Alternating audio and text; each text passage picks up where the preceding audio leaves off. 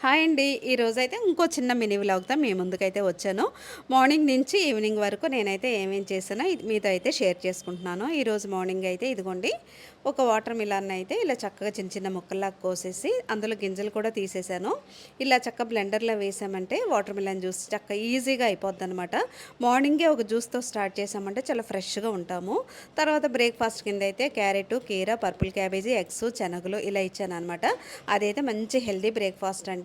ఇంకా బాక్స్‌లోకి అయితే మల్టీగ్రెయిన్ గోధుమ పిండితో ఇదిగోండి ఇలా చపాతీలు చేసి చక్కగా ఇలా యూని ర్యాప్స్‌తో అయితే ఇలా చుట్టి బాక్స్‌లో పెట్టేశాను. దాంతోపాటు కోడిగుడ్డు టమాటా కూర కూడా వేశాను.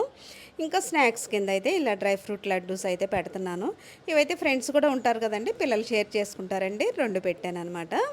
ఇంకా తర్వాత పిల్లలు ఇంటికొచ్చేసరికి అమ్మ ఏమన్నా చేసి పెట్టన్నారు.